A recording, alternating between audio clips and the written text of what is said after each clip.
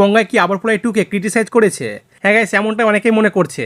আসলে আবারপোলাই 2 ট্রেলার আসার পর তার ইনস্টাগ্রাম স্টোরিতে এটা বলে যে এখনকার সিনেমা বা ওয়েব সিরিজে হয়তো কোনো বাইরের দেশের শত্রুকে দেখানো হচ্ছে, আর যদি দেশের মধ্যে সিনেমা হয় তাহলে অন্য রাজ্যকে শত্রু বানানো হচ্ছে। তো তিনি আবারপোলাই 2 এর নাম না নিয়েই তিনি কি বলেছে তোমরাই শোনো।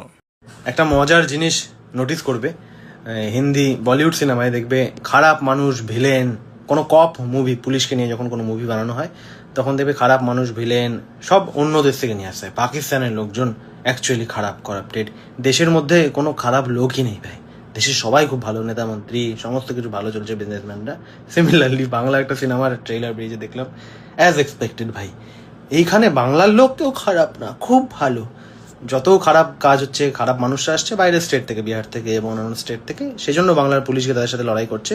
বাকি নাহলে বাংলায় তো কোনো ক্রাইম কিছুই হয় না, বাংলার পুলিশরা এমনি কোনো খারাপ লোকদের ধরতে হয় না। যখনই বাইরের স্টেট থেকে আসছে, মানে দেশ হলে হচ্ছে, দেশের মুভি হলে বাইরের দেশে হচ্ছে সব খারাপ মানুষ, আর স্টেটের মুভি হলে হচ্ছে বাইরের স্টেটে সব খারাপ মানুষ। আমাদের স্টেট আমরা খুব ভালো গো, মজার।